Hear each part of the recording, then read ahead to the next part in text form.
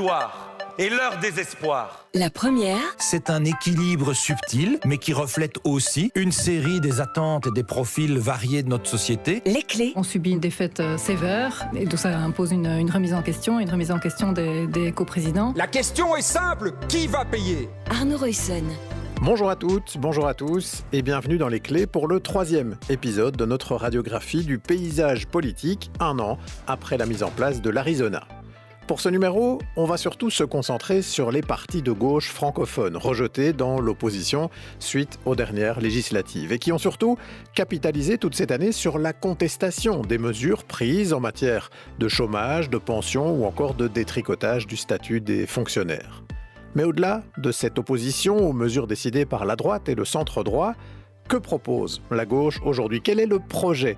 Quelle est l'alternative proposée sur le socio-économique ? Quel contre-discours aussi dans la guerre culturelle ? C'est tout cela que l'on va prendre le temps d'explorer dans cet épisode. La première, les clés.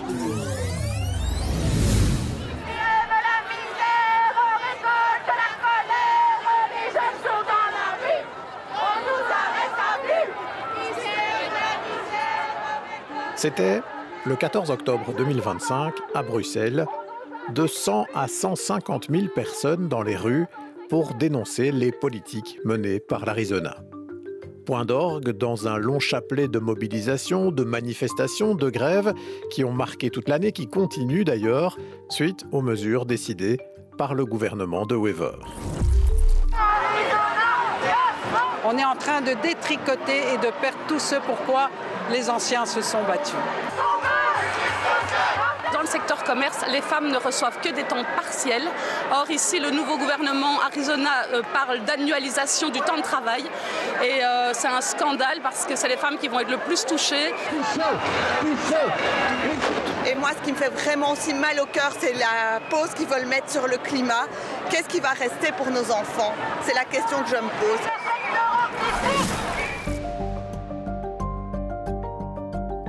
Alors forcément, les partis de gauche dans l'opposition au fédéral, mais aussi en Wallonie et en Fédération Wallonie-Bruxelles, se sont fait les relais de cette très vive contestation, à commencer par Paul Magnette, président du Parti socialiste. Ce que nous constatons tous les jours dans notre travail d'opposition, c'est que la droite ne sait pas comment les gens vivent. Que va faire la caissière de Cora, qui a 58 ans, qui a travaillé depuis 35 ans et qui, si elle n'a pas trouvé un boulot dans 2 ans, n'aura plus droit au chômage et n'aura même pas droit au CPAS parce que son mari travaille. Comment cette famille qui vit à 4 avec un peu plus de 4 000 € aujourd'hui va faire pour vivre demain avec à peine 2 500 €? Comment les policiers, les pompiers vont-ils assurer notre sécurité en travaillant jusqu'à l'âge de 67 ans ? Au PTB, le discours de Raoul Edebo est sensiblement le même, avec, dans le viseur, la flexibilisation du travail et l'enjeu des pensions. Ils veulent nous presser comme des citrons. Ils veulent faire travailler tout le monde plus longtemps, tout en diminuant le montant de nos pensions. Et c'est pas tout, chers amis. Ils veulent aussi bloquer les salaires jusqu'en 2027 et supprimer progressivement le sursalaire pour le travail de nuit ou les heures supplémentaires.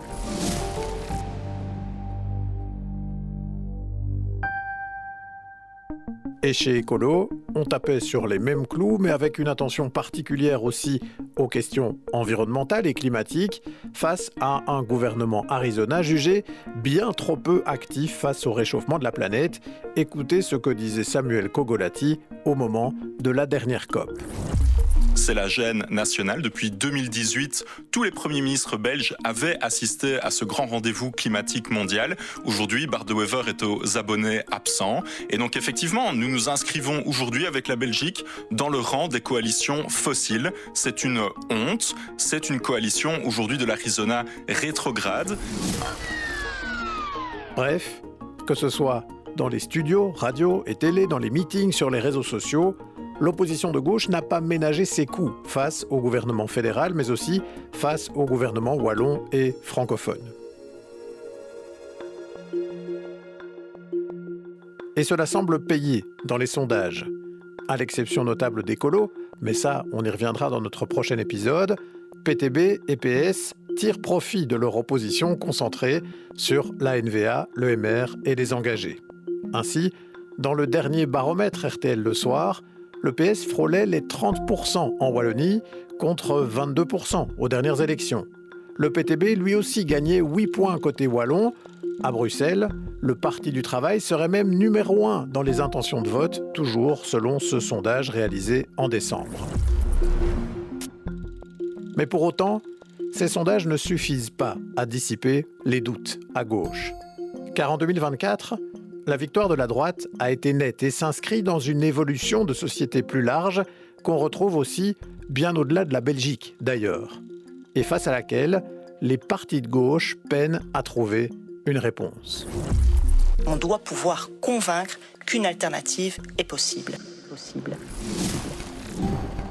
C'est pour cela d'ailleurs que le PS a lancé un grand chantier de refondation annoncé sans tabou et qui est toujours en cours.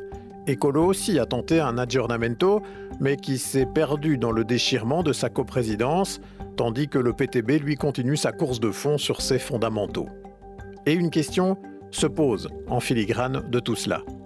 Pourquoi la gauche peine-t-elle aujourd'hui à convaincre sur un projet ? Y a-t-il d'ailleurs un projet, une réponse également à la guerre culturelle menée aujourd'hui à droite ?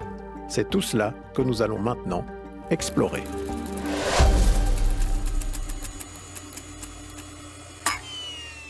Et pour ce faire, on accueille François Brabant. Bonjour. Bonjour. Vous êtes le rédacteur en chef et fondateur du magazine Wilfried qui raconte la politique belge.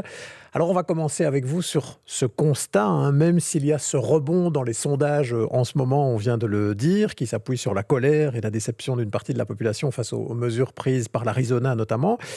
On peut dire que la gauche est en difficulté en ce moment, chez nous, mais pas seulement chez nous en Belgique d'ailleurs.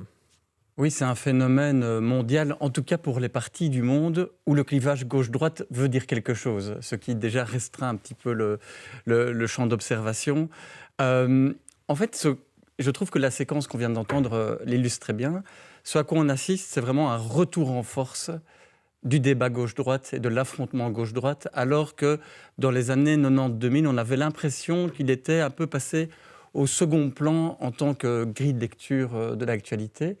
Et en fait, ça nous oblige presque immédiatement à se demander c'est quoi la gauche ? Et là, je me souviens toujours de ce que disait mon prof d'histoire en 6e secondaire, c'est quand il y a des heurts dans une manifestation, la personne de gauche va avoir tendance à voir la violence commise par les policiers, alors que la personne de droite va avoir tendance à voir les problèmes causés par les manifestants. Alors c'est un peu schématique de le dire comme ça, mais je trouve que ça reste une belle image. Et si on veut être un peu plus peut-être théorique, c'est quoi la gauche ? On peut dire que c'est peut-être deux choses. C'est d'abord de rechercher des solutions collectives aux problèmes de société plutôt que des solutions individuelles. Et alors d'autre part, c'est, je dirais, peut-être un refus de la loi du plus fort, ou pour le formuler en sens inverse, c'est une inclinaison à plutôt prendre toujours parti pour le plus faible. Ça, c'est la gauche aujourd'hui.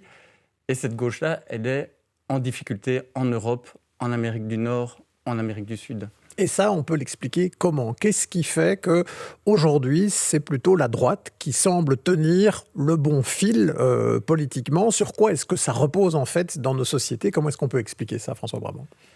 Alors, ça repose sur plein de choses. Quand j'entends votre question, j'ai un souvenir qui me vient, c'était Philippe Moureau, l'ancien vice-premier ministre.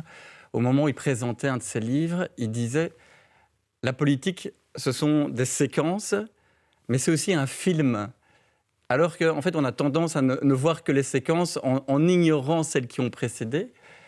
Alors aujourd'hui, on est dans quelle séquence ? Aujourd'hui, en Belgique francophone, je pense qu'il y a deux éléments majeurs. C'est, d'une part, on est toujours dans la séquence post-élection de 2024 qui se sont traduites par une fête cuisante, historique du Parti socialiste qui dominait la scène politique belge francophone depuis un siècle. Et alors, d'autre part, la séquence actuelle est marquée pour la première fois depuis très longtemps. On a en Belgique des personnalités politiques dominantes, Georges-Louis Boucher au sud, Bart de Wever, Theo Franken au nord, qui contestent frontalement, radicalement le modèle belge. L'idée que notre modèle, notre État est en grande partie social, et ça c'était le grand acquis de la gauche, que ce soit la gauche socialiste ou la gauche chrétienne, En fait, cet état social, il est vraiment contesté radicalement, frontalement, par des personnalités politiques dominantes. Et ça imprègne la séquence dans laquelle on est. Mais en fait, cette séquence-là elle-même, elle s'insère dans un film qui est, depuis le début des années 80, c'est une individualisation galopante. C'est la société de consommation, c'est toujours plus d'individualisme. Et en fait, voilà, moi j'avais, dans le tout premier numéro de Wilfried, en 2017, on avait interviewé Paul Magnette, qui était alors ministre-président wallon, et il disait « On n'a jamais été dans une société aussi à droite, c'est terrible ». Ça, c'était en 2017. Et c'est vrai, en fait, on est dans une forme de droitisation générale. Je crois sur le site de la RTBF, il y a une interview qui date de 1985 avec André Cols, ancien président du Parti socialiste, des archives de la Sonuma. Et il parle comme ça, il dit le règne de l'argent roi, les fausses valeurs. On a fait croire, il dit au peuple, que si on ne changeait pas tous les 5 ans la cylindrée de sa voiture, alors on n'avait pas réussi sa vie, et que pour réussir sa vie, il faut peut-être écraser les autres. Et en fait, en creux, on voyait bien une forme aussi un côté désemparé d'André Cols, qui était une figure légendaire de la politique belge, et qui, à la fin de sa carrière, en fait, c'est comme s'il ne comprenait plus bien le logiciel, en fait, de la population belge. Et quand j'ai vu récemment cette séquence sur le site de la Sonuma, je me disais, mais en fait, c'est dingue, parce que ça date de 1985, et il n'avait encore rien vu. Parce que ce qui est arrivé depuis lors, évidemment, c'est la révolution numérique qui a encore, elle aussi, décuplé cette tendance à l'individualisme dans la société. Parce que quand on commande tous son plat de nourriture en ligne, son abonnement Netflix, etc., forcément, ça fait qu'on est beaucoup plus séparés les uns des autres et moins dans des logiques collectives. Donc ça, c'est une trame de fond. Et à vous entendre, ce qui s'est passé en 2024 dans les urnes, c'est pas une anomalie du tout, c'est pas sans doute un phénomène transitoire, c'est plutôt le reflet en politique d'évolutions qui sont là, profondes, dans une dynamique de société. J'ai l'impression qu'il y a quand même aussi quelque chose qui s'est invité de plus en plus dans le débat politique ces dernières années, c'est ce qu'on appelle de manière générale un peu la guerre culturelle, et on en a déjà parlé un peu dans nos épisodes précédents. Cette guerre culturelle qui est un peu difficile à résumer parce qu'elle est assez protéiforme, mais cette idée, notamment dans les partis de droite et d'extrême droite d'ailleurs, que c'est rentable de déplacer le curseur du débat sur des questions comme l'immigration, la question de la laïcité, mais surtout face à l'islam, les questions par exemple d'identité de genre. Et on a l'impression que sur ces questions-là aussi, la gauche, elle est mal à l'aise, parfois divisée, que quand le framing du débat, quand la trame du débat porte sur ces questions-là, c'est difficile aussi pour la gauche de parvenir à imposer son récit. Oui, et ça a d'ailleurs été objectivé par des études universitaires depuis plusieurs années déjà. Je pense que c'était une étude de la KU Leuven vers 2016-2017 qui analysait la congruence. En fait, c'est un mot un petit peu barbare, mais ils avaient, par une série de méthodologies, essayé de chiffrer à quel point les électeurs de tel ou tel parti en Belgique sont en osmose avec le programme du parti pour lequel ils ont voté. Et ce qui apparaissait, c'est qu'en Belgique francophone, le parti qui avait la congruence la plus faible, c'était le Parti socialiste. C'est-à-dire, en moyenne, les électeurs du PS étaient assez peu d'accord avec le programme du PS. En tout cas, étaient moins d'accord que les électeurs du MR, des Colos et du CDH à l'époque. Et en fait, ce désaccord-là, ou cette marge, où est-ce qu'elle se faisait ? Elle se faisait sur ces questions de migration, ces questions culturelles, ces questions éthiques. Vous voyez bien, des personnes votaient pour le Parti socialiste parce que notamment ils étaient très attachés à l'idée de la protection sociale, à l'idée d'une certaine solidarité, une justice fiscale, mais sur le reste du programme, ils n'étaient pas tout à fait convaincus. Et longtemps, ça ne les a pas empêchés de voter malgré tout pour le Parti socialiste. Et ce qu'a réussi la droite en 2024 en Belgique francophone, mais en fait, elle y arrive à peu près partout dans le monde, en tout cas en Amérique et en Europe, c'est justement de réussir ce basculement-là, à convaincre ces électeurs populaires de d'abord voir les questions culturelles. Oui, et ça, Jean-Benoît Pilet, dans notre premier épisode, disait que c'était un des enjeux de la guerre culturelle, c'est de mettre ces questions-là à l'avant-scène. Mais du coup, comme vous nous le dites, il n'y a pas qu'en Belgique que ça se passe. Aujourd'hui, un peu partout en Europe, la gauche est en difficulté. La droite gagne des parts de marché et puis l'extrême droite aussi en particulier parvient de plus en plus à imposer son récit qui d'ailleurs du coup parfois est repris par une partie de la droite voire au-delà dans le spectre politique. Donc ça c'est une dynamique de fond dans laquelle s'inscrit la Belgique, la Wallonie mais qui existe un peu partout en Europe et aux États-Unis bien sûr aussi. Oui, c'est vraiment une offensive mondiale. L'extrême droite est à l'offensive. Un autre phénomène mondial, c'est cette espèce de rapprochement entre la droite démocratique et l'extrême droite, c'est-à-dire que l'extrême droite paraît moins extrême et la droite démocratique paraît plus radicale, ce qui pose justement des questions en termes d'application du cordon sanitaire, parce que la différence saute moins aux yeux que dans les années 90. Mais pour autant, je pense qu'il faut faire attention à ne pas considérer que la victoire de l'extrême droite est inscrite dans les astres et qu'on ne pourra rien y faire. Parce qu'on se trompe souvent en ayant une vision de la politique un peu mécanique, comme ça. Par exemple, on se dit, ah bah oui, en Wallonie, il y avait un fleuve, la Meuse, il y avait du charbon dans le sous-sol, donc ça a produit l'industrie sidérurgique, donc ça a produit des grands ensembles d'ouvriers, donc les syndicats, donc une victoire du Parti socialiste dominant dans un État où la capitale à Bruxelles, l'élite parlait français, donc ça a produit une réaction en Flandre, donc un grand mouvement nationaliste et la NVA dominante en Flandre. Comme si tout ça était une suite logique d'événements presque mécaniques, alors que fondamentalement, la vie politique, c'est pas ça. Ce sont des personnes qui luttent, qui militent, qui font des choix. C'est une série d'embranchements avec des dirigeants qui prennent des décisions, qui auraient pu prendre d'autres décisions. Si, par exemple, et Raoul Debout, pour tout marxiste qu'il soit, le dit souvent, il dit si dans les années 1910, 1920, il n'y avait pas des personnes qui s'étaient mouillées, qui avaient sacrifié même leur vie personnelle au nom de certains idéaux de gauche, peut-être que le mouvement ouvrier ne serait jamais devenu si fort en Belgique, qu'on n'aurait pas eu la sécurité sociale. Et donc, à l'inverse, c'est sûr que, bien sûr, il y a plein de paramètres aujourd'hui qui sont favorables à des succès de l'extrême droite, mais ils ne sont pas écrits d'avance. Oui, ce n'est pas une fatalité. Alors, il y a quand même un élément que les gauches, un peu partout en Europe, regardent de près. Et d'ailleurs, encore récemment, Paul Magnette y faisait allusion dans une interview sur nos antennes. C'est ce qui se joue en Espagne. Parce que l'Espagne semble un peu à contre-courant pour le moment, avec un gouvernement dirigé par les socialistes qui mène une vraie politique avec des marqueurs de gauche. Et on va s'y intéresser avec Sarah Pousset. Pedro Sánchez est devenu Premier ministre en 2018. Le socialiste s'est associé avec le nouveau parti de gauche radicale, Podemos, et puis son successeur, la coalition Sumar. Des gouvernements minoritaires, mais qui ont pu compter sur le soutien de partis indépendantistes, notamment les Catalans. Cette alliance de gauche peut se targuer de plusieurs victoires.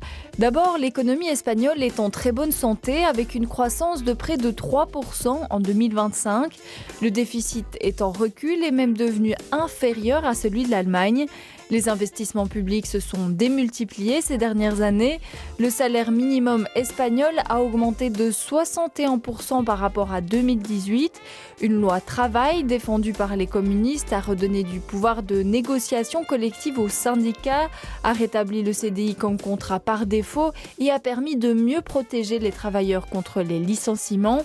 Le pays a aussi réformé son code pénal et maintient une politique ferme pour lutter contre les violences faites aux femmes. En matière de migration, Pedro Sánchez essaye de lutter contre le racisme en propageant un discours positif sur la migration, en rappelant notamment son importance économique.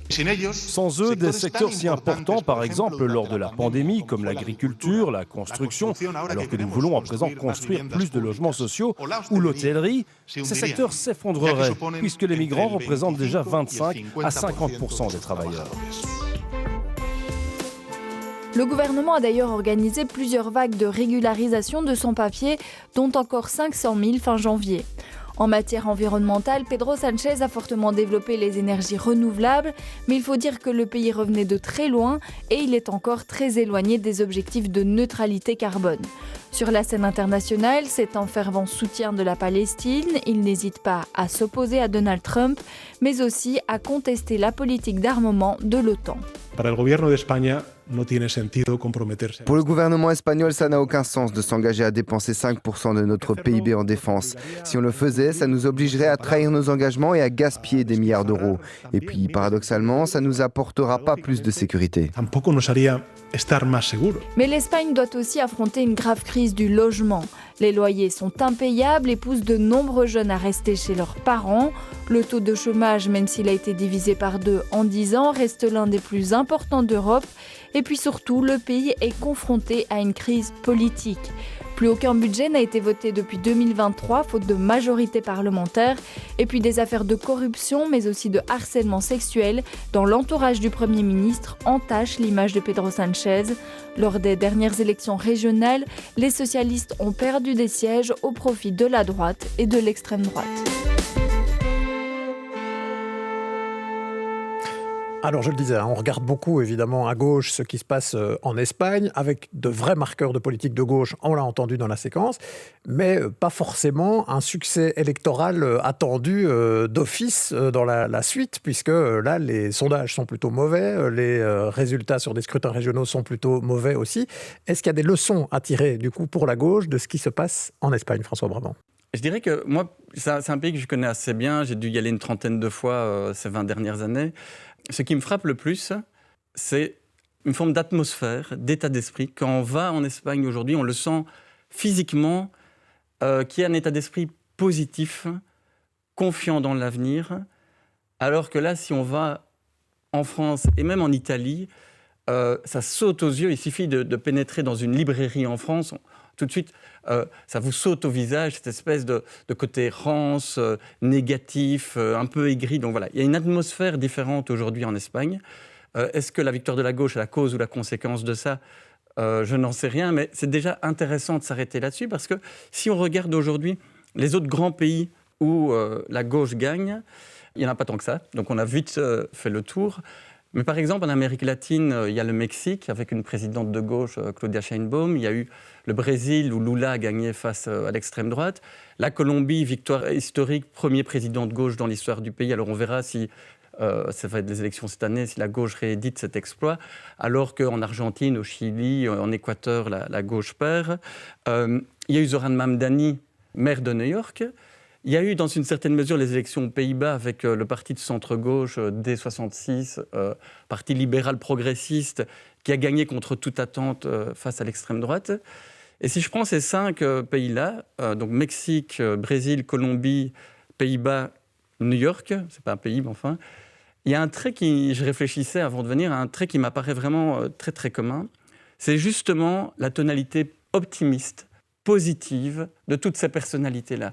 Et je me suis amusé à regarder, même sur Instagram, on peut faire l'expérience soi-même, les discours de Claudia Sheinbaum, la présidente du Mexique, ou de Rob Jetten, le futur Premier ministre des Pays-Bas, ou de Zoran Mamdani, le maire de New York. Pour moi, le mot qui revient, c'est espoir. C'est la force politique de l'espoir. C'est ça qui, en fait, aujourd'hui, soulève les foules. Et hope, l'espoir, c'était aussi le mot-clé de la première victoire d'Obama en 2008. Et je pense que la gauche, elle ne pourra gagner, elle est à contre-courant aujourd'hui, ça c'est sûr. Le mainstream, il ne va pas dans le sens de la gauche, mais elle ne pourra gagner que si elle parvient à redonner espoir. Et là, il y a un vrai, je dirais, carrefour stratégique, pas seulement en communication, mais un vrai carrefour stratégique pour la gauche, parce que aussi toutes les études de communication politique montrent que ce qui fait basculer une élection, ce qui fait basculer un pays, c'est les indécis. Il y a souvent des gens tout à fait convaincus d'être de gauche, tout à fait convaincus d'être de droite, mais il y a une masse plus ou moins grande d'indécis, et c'est ça qui fait basculer.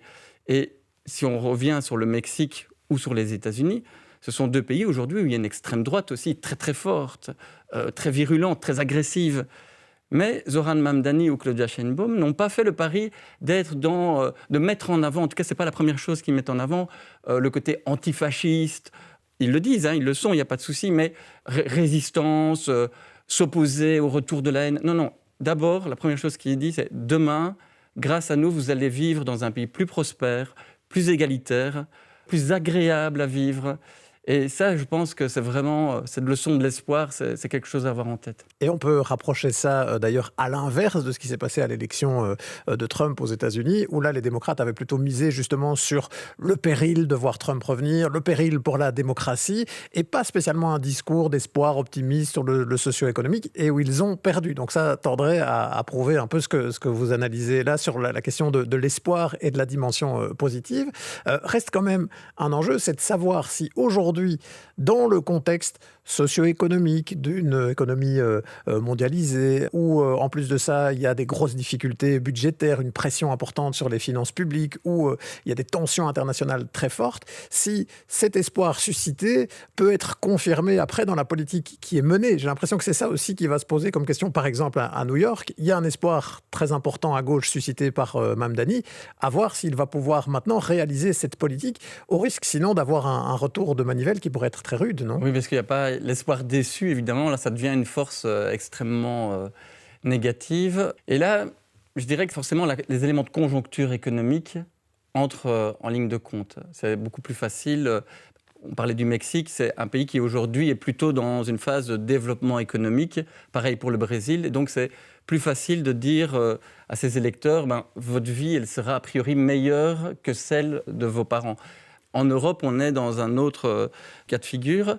Mais malgré tout, on voit bien qu'il y a... Paul Magnette disait, par exemple, c'est une phrase qu'il dit souvent, la gauche aujourd'hui, donc le président du Parti socialiste, la gauche n'a pas un problème de doctrine, elle a un problème de stratégie.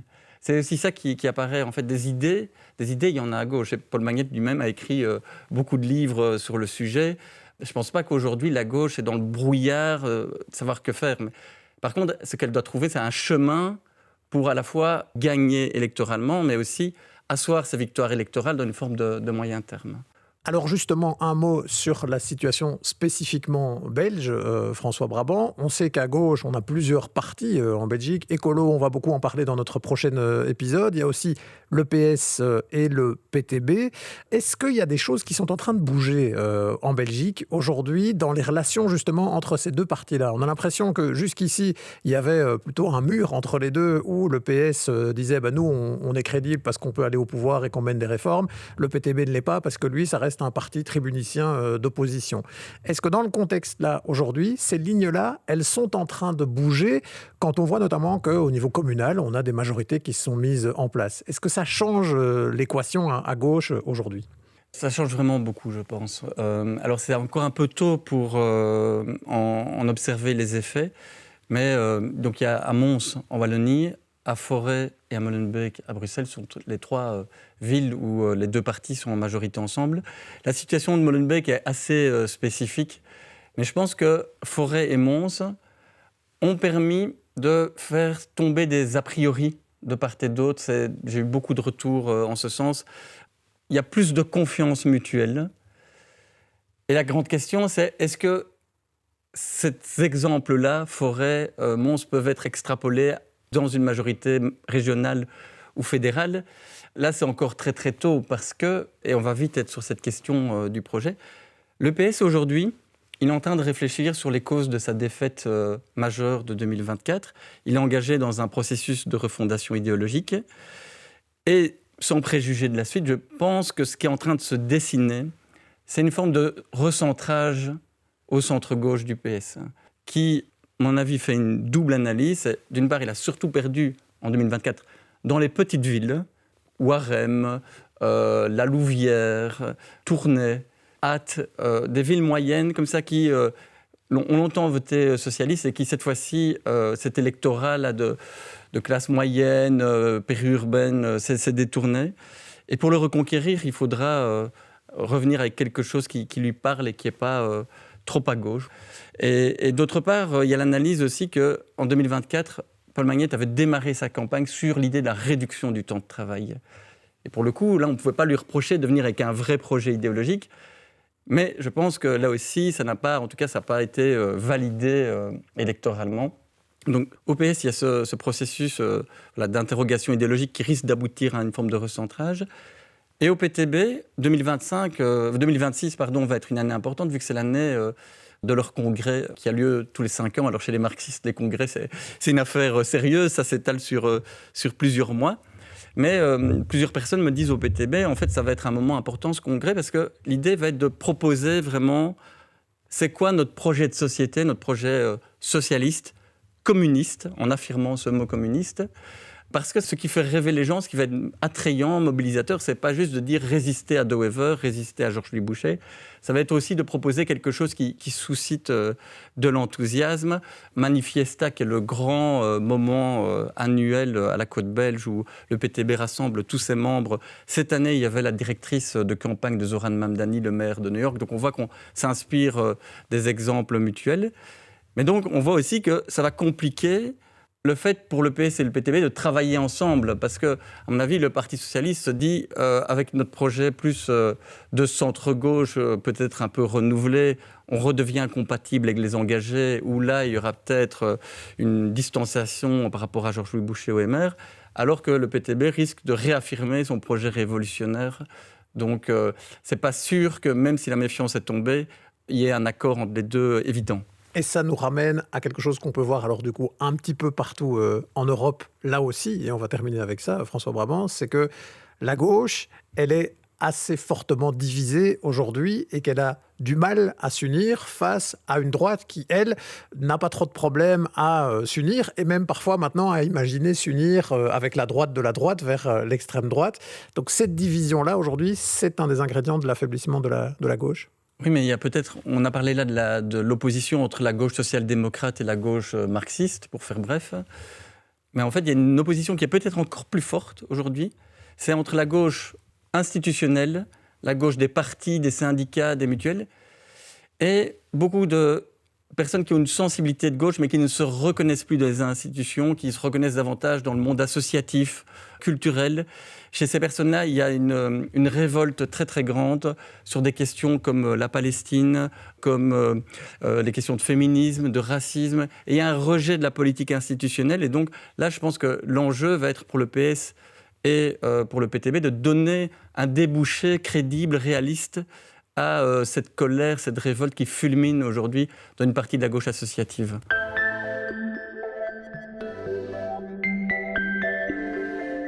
Et cette question-là, elle doit aussi tarauder les écologistes, particulièrement en difficulté depuis les dernières élections, avec en plus, pour les écolos francophones, une crise interne profonde. Mais ça, ce sera pour notre prochain épisode. Pour celui-ci, on est au bout. Merci à François Brabant pour le temps consacré. Je ne peux évidemment que vous recommander de lire régulièrement et pourquoi pas de vous abonner au magazine Wilfried, le magazine qui raconte la politique au sens premier et au sens large du terme. Je vous rappelle aussi que cet épisode s'inscrit dans une série en 5 numéros, que les autres épisodes sont à retrouver sur Ovio ainsi que sur vos plateformes de téléchargement. Merci à Laurent Nélissen pour la réalisation sonore de cette émission. À la préparation, Sarah Pousset et Arnaud Ruyssen. Et si ce contenu vous a intéressé, n'hésitez pas à le faire connaître et à le diffuser autour de vous.